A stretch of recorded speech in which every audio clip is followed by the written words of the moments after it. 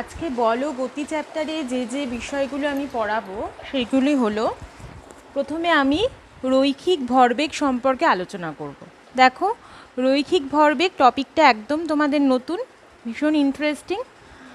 রৈখিক ভরবেগ কী, এর সংজ্ঞা, এর তাৎপর্য, এগুলো সম্পর্কে আমরা আলোচনা করব।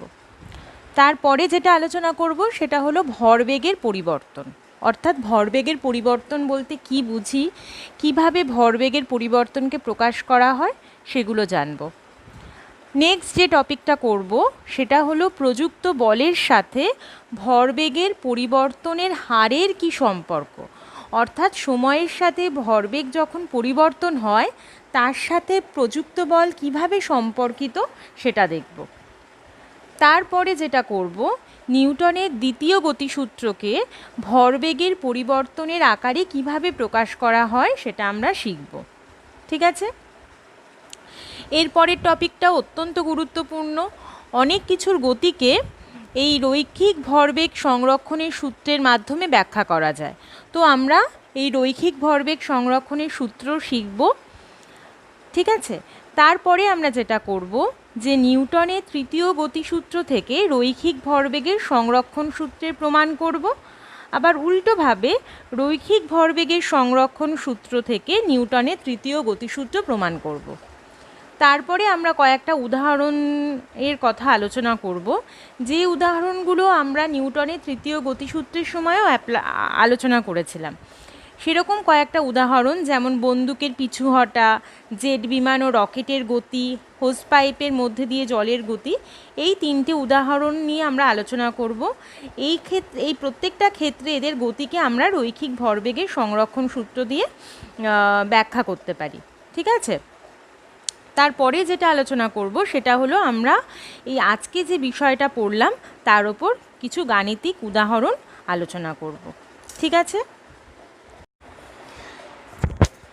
তাহলে প্রথমে এসো আমরা দেখে নিই রৈখিক ভরবেগ বলতে কি বুঝি। দেখো, রৈখিক ভরবেগের কি সংজ্ঞা দেওয়া আছে না, ভর ও বেগের সমন্বয়ে গতিশীল বস্তুতে যে ধর্মের সৃষ্টি হয় তাকে ওই বস্তুর ভরবেগ বলে। এবং ভরবেগকে কিভাবে প্রকাশ করা হয় না, ভরবেগ হলো বস্তুর ভর ও বেগের গুণফলের সমান। ঠিক আছে, সুতরাং আমরা কি দেখতে পাচ্ছি, রৈখিক ভরবেগ কি না, বস্তুর ভর এবং বেগের সমন্বয়ে বস্তুর মধ্যে যে ধর্ম সৃষ্টি হচ্ছে তাকে আমরা ভরবেগ বলছি।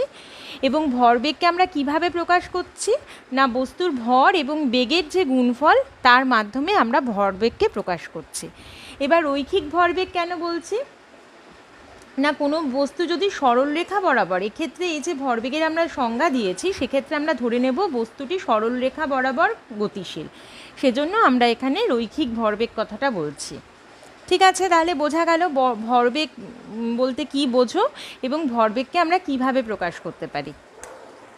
আচ্ছা, তোমাদের কাছে যদি যখন সংজ্ঞা চাইবে যে রৈখিক ভরবেগ বলতে কি বোঝো, তখন কিন্তু এই পুরোটাই লিখতে হবে।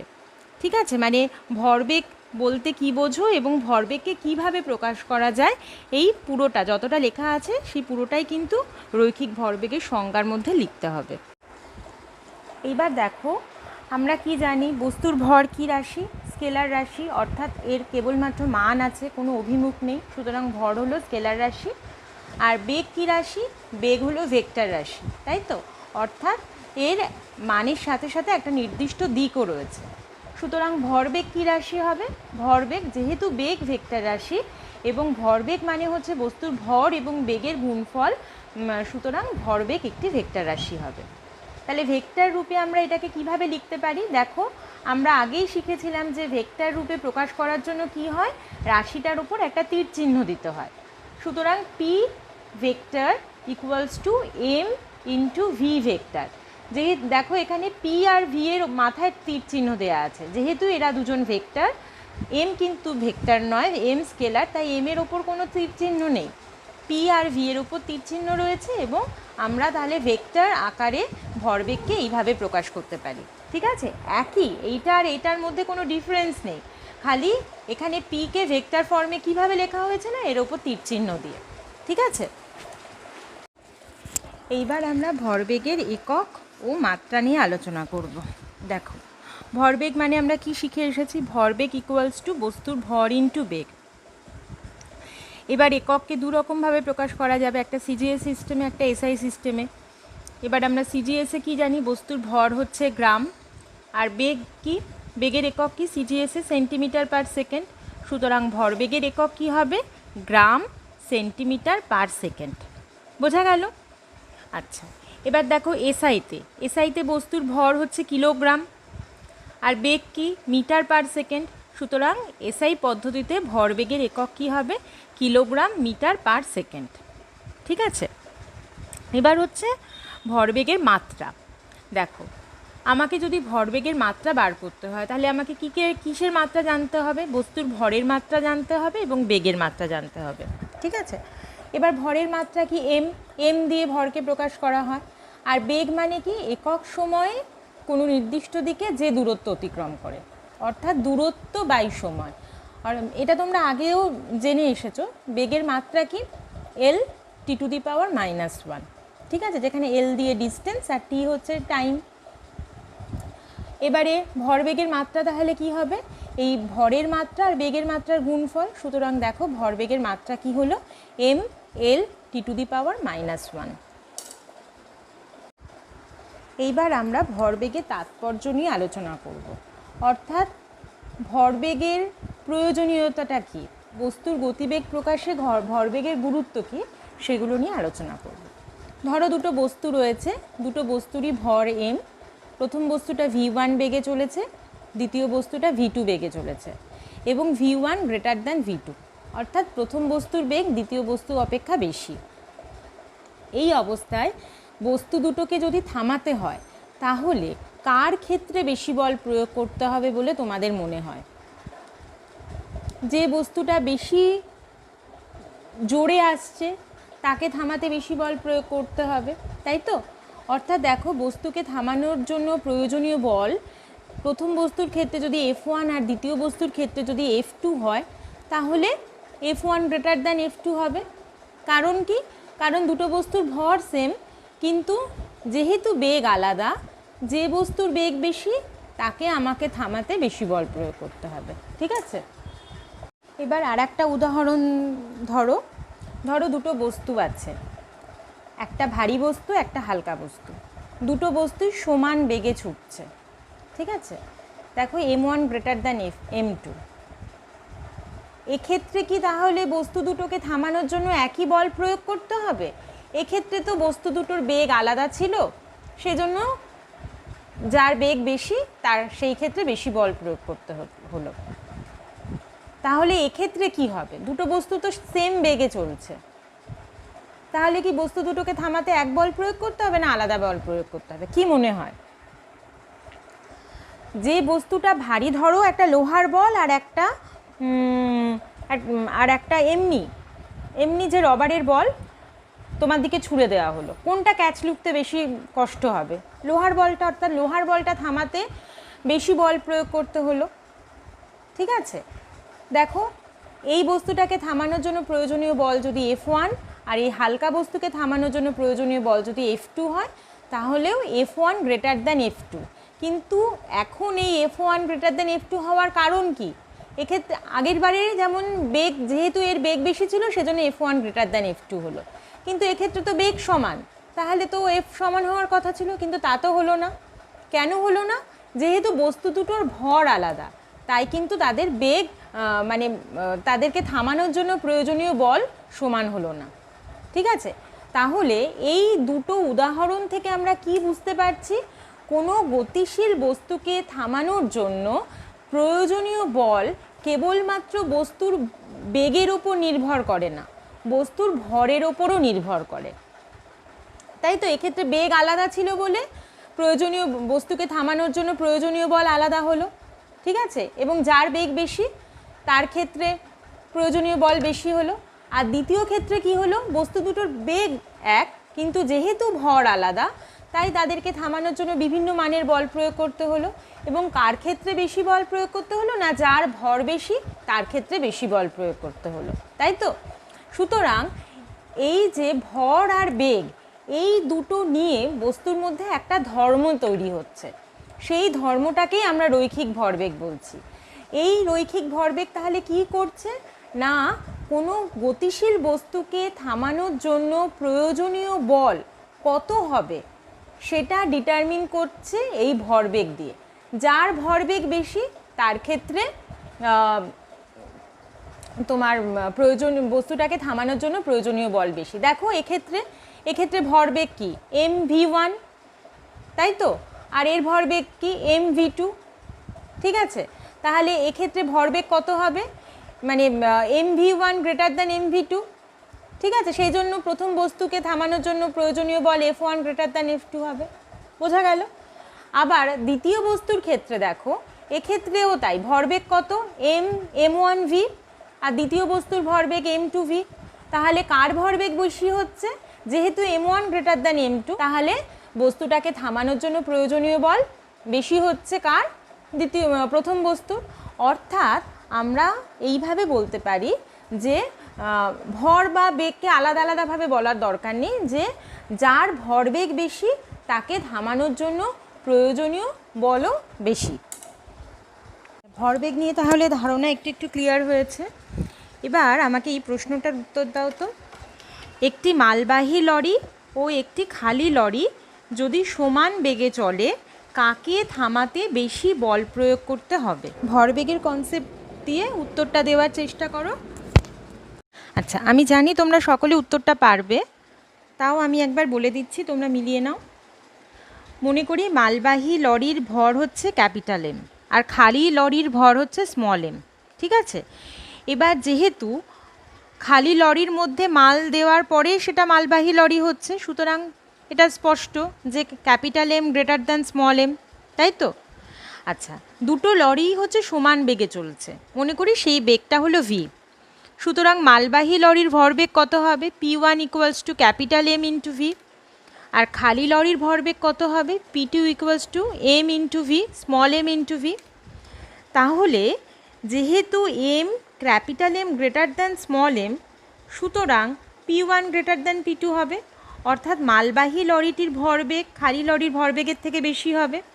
সুতরাং আমরা যা আগে আলোচনা করলাম, আগে যে দুটো এক্সাম্পল আলোচনা করলাম, সেটা থেকে স্পষ্ট যে মালবাহী লরিকে থামাতে বেশি বল প্রয়োগ করতে হবে, কারণ কি মালবাহী লরির ভরবেগ বেশি, ঠিক আছে, বোঝা গেল নিশ্চয়ই।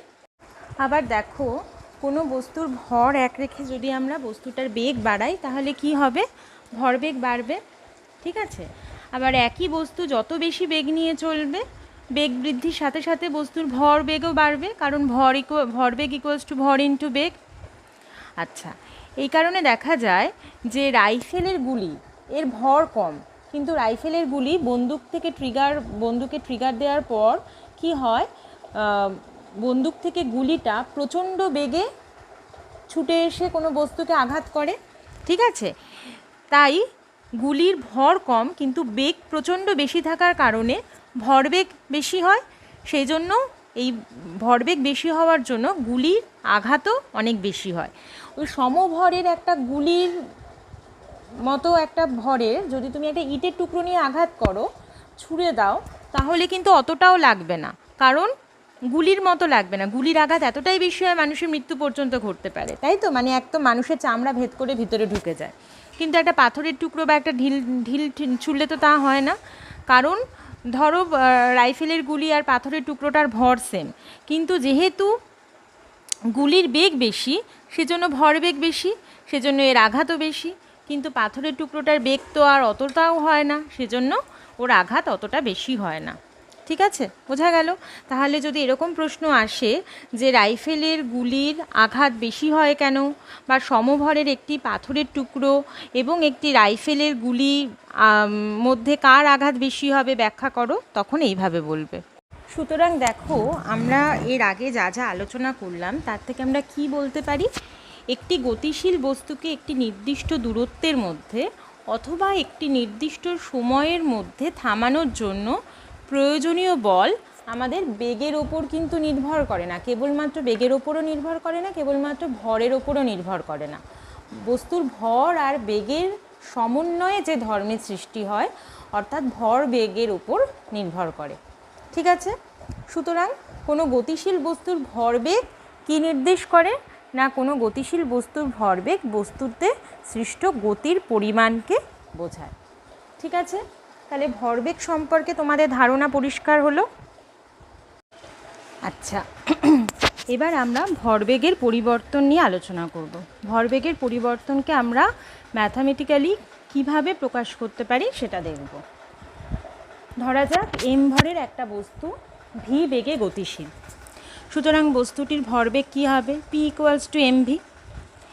এইবার যদি ভরবেগের খুব অল্প পরিবর্তন আমরা কনসিডার করি, অর্থাৎ ভরবেগ খুব সামান্য পরিমাণ চেঞ্জ হয়েছে, সেটাকে আমরা লিখব কী করে?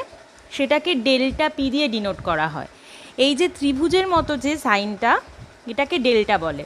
ঠিক আছে, এই ডেল্টা পি মানে হচ্ছে ভরবেগের খুব সামান্য পরিবর্তন। ঠিক আছে, সুতরাং ডেল্টা পি ইকুয়ালস টু কী লিখব? ডেল্টা এমভি, কারণ পি ইকুয়ালস টু এমভি।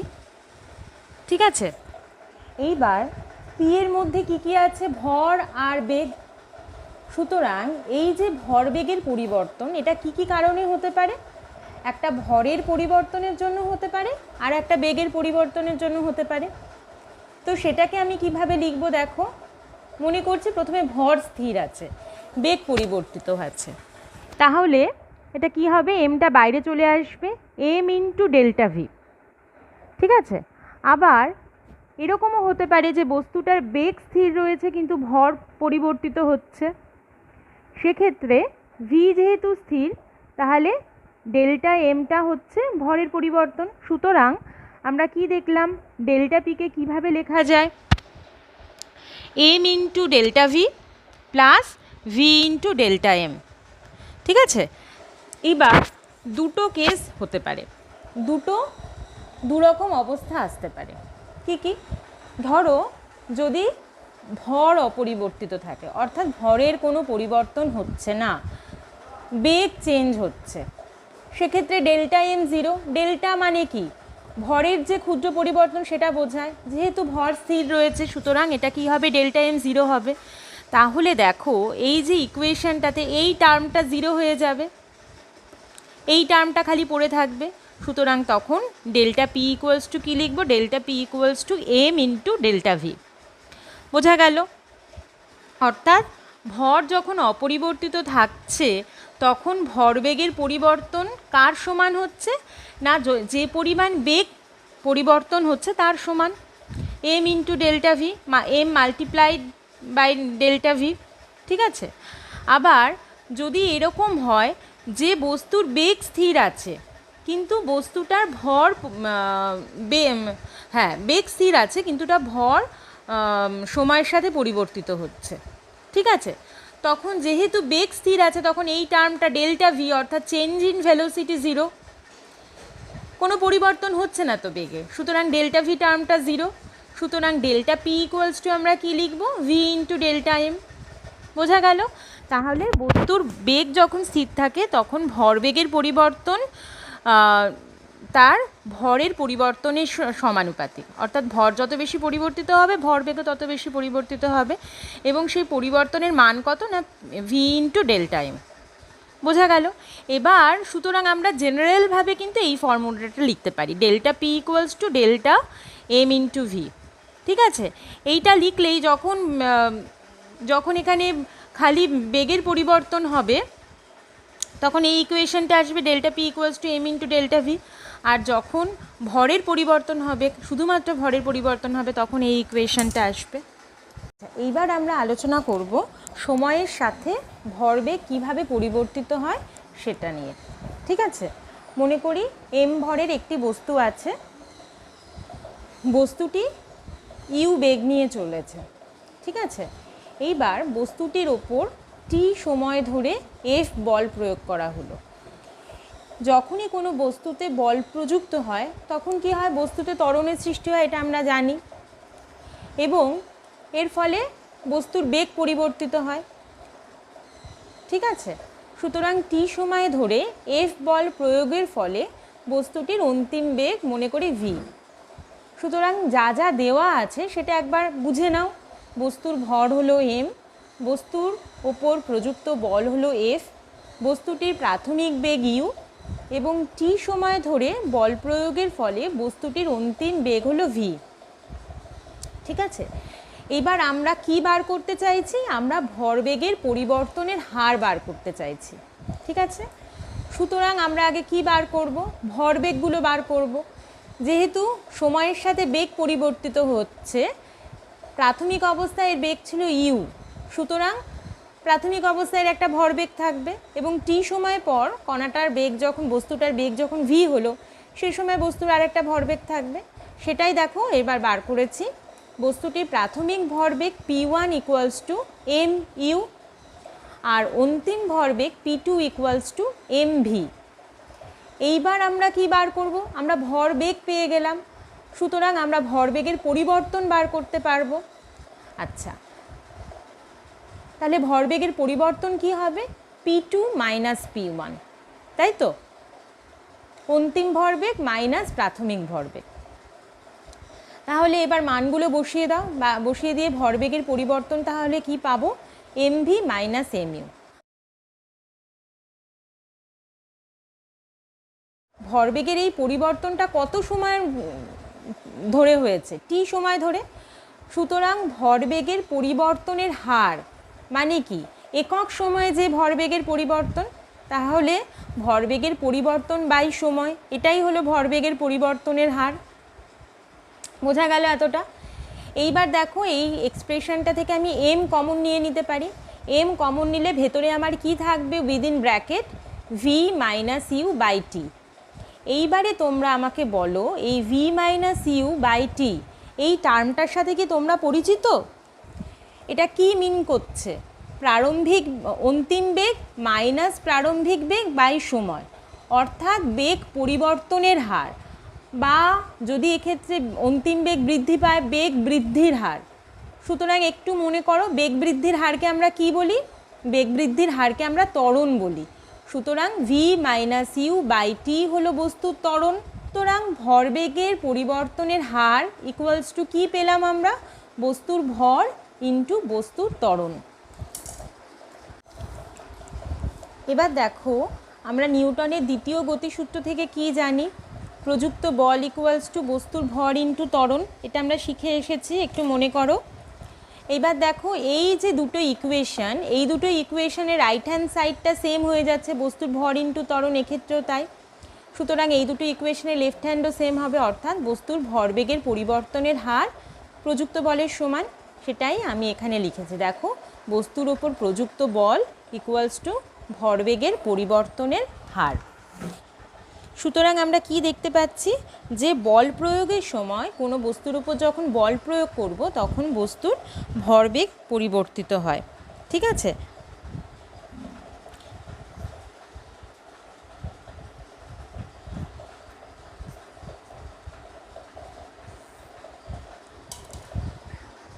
এবার দেখো আমরা নিউটনের দ্বিতীয় গতিসূত্রকে একটা নতুনভাবে প্রকাশ করব। কিভাবে? না, ভরবেগের পরিবর্তনের আকারে প্রকাশ করব। ঠিক আছে, এর আগে আমরা কি দেখেছি? নিউটনের দ্বিতীয় গতিসূত্রকে কিভাবে প্রকাশ করেছি? না, প্রযুক্ত বল ইকুয়ালস টু বস্তুর ভর ইন্টু ত্বরণ। এক্ষেত্রে আমরা নিউটনের দ্বিতীয় গতিসূত্রকে ভরবেগের পরিবর্তনের আকারে প্রকাশ করব। আমরা কি জানি? বস্তুর ওপর বল প্রযুক্ত হলে কি হবে? বস্তুতে ত্বরণ সৃষ্টি হবে, তাই তো? এবং এর আগের যে আলোচনা, সেটা থেকে আমরা কি দেখলাম? যে বস্তুতে ত্বরণ সৃষ্টি হলে কি হয়? বস্তুর ভরবেগের পরিবর্তন হয়, তাই তো? তারপর আমরা এটাও বার করেছিলাম প্রযুক্ত বলের সাথে ভরবেগের পরিবর্তনের কি সম্পর্ক। আমরা কি দেখেছিলাম? যে প্রযুক্ত বল ইকুয়ালস টু ভরবেগের পরিবর্তনের হার। ঠিক আছে, এবার দেখো আমরা এর আগেই প্রমাণ করেছি, জাস্ট একটু আগেই প্রমাণ করলাম যেটা, যে এম ভরের একটা বস্তুর ওপর যদি এফ বল প্রয়োগের ফলে এ ত্বরণ সৃষ্টি হয়, সুতরাং আমরা নিউটনের দ্বিতীয় গতিসূত্র থেকে আমরা কি পাই? F equals to M A.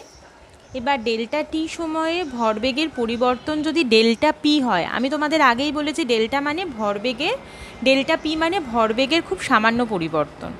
সুতরাং এই ডেল্টা টি সময়ে ভরবেগ পরিবর্তনের হার কত হবে? Delta P equal by delta T. এবার আমরা জাস্ট আগেই প্রমাণ করলাম যে বস্তুর উপর প্রযুক্ত বল হচ্ছে বস্তুর ভরবেগের পরিবর্তনের হারের সমান, এটা আমরা আগেই প্রমাণ করলাম। সুতরাং এখান থেকে আমরা লিখতে পারি, সমীকরণটাকে এভাবেই লিখতে পারি, F equals to delta P by delta T equals to M A. ঠিক আছে, আমরা আগে যেটা প্রমাণ করেছি, অর্থাৎ এই যে এই বস্তুর উপর প্রযুক্ত বল ইকুয়ালস টু ভরবেগের পরিবর্তনের হার, এটাকেই আমি ম্যাথামেটিক্যালি এইভাবে লিখলাম। এর আগে আমরা জানতাম mathematical expression of second law, নিউটনের দ্বিতীয় সূত্র কী ছিল, F equals to M a. আর এখন আমরা ভরবেগ শেখার পর দেখলাম যে বস্তুর উপর প্রযুক্ত বল সমান সমান বস্তুর ভরবেগের পরিবর্তনের হার। সুতরাং এই দুটোকে ইকুয়েট করে আমরা সমীকরণের আকারে এইভাবে প্রকাশ করতে পারলাম যে F equals to delta P by delta T equals to M A. বোঝা গেছে? এবার দেখো, এই যে আমরা ইকুয়েশনটা লিখলাম, এই ইকুয়েশনটার সাহায্যে কিন্তু আমরা নিউটনের দ্বিতীয় গতিসূত্রকে আর এক রকমভাবে বিবৃত করতে পারি। সেটা কি না, বস্তুর ভরবেগ পরিবর্তনের হার বস্তুর ওপর প্রযুক্ত বলের সমানুপাতিক। দেখো, এইটা হচ্ছে বস্তুর ভরবেগ পরিবর্তন, তার হার, বস্তুর ভরবেগ পরিবর্তনের হার বস্তুর ওপর প্রযুক্ত বলের সমানুপাতিক, এবং বল যেদিকে প্রযুক্ত হয় বস্তুর ভরবেগ পরিবর্তনও সেদিকে ঘটে। সুতরাং এই বিবৃতিটা হলো নিউটনের দ্বিতীয় গতিসূত্রেরই আর একটা প্রকাশ, যেখানে আমরা নিউটনের দ্বিতীয় গতিসূত্রকে ভরবেগের মাধ্যমে প্রকাশ করছি। ঠিক আছে, এবার আমরা আজকে যেটা আলোচনা করেছিলাম যে ভরবেগের পরিবর্তনের যে mathematical expression delta P equals to M into delta v plus v into delta m. এবার যদি ভর স্থির থাকে তাহলে ডেল্টা এম ইকুয়ালস টু 0, সুতরাং সেক্ষেত্রে delta P equals to M into delta v. ঠিক আছে, সুতরাং এই F equals to del p by del t, এই এক্সপ্রেশনটা আমরা কি লিখব, m into del v by del t. ঠিক আছে, এবার ডিভি বাই ডিটি হচ্ছে বেগের পরিবর্তনের হার, বেগের পরিবর্তনের হার মানে ত্বরণ, সুতরাং এইটা চলে এলো। ঠিক আছে, তার মানে এই যে এইটা আর এইটা একই জিনিস, যেভাবে খুশি তোমরা প্রকাশ করতে পারো।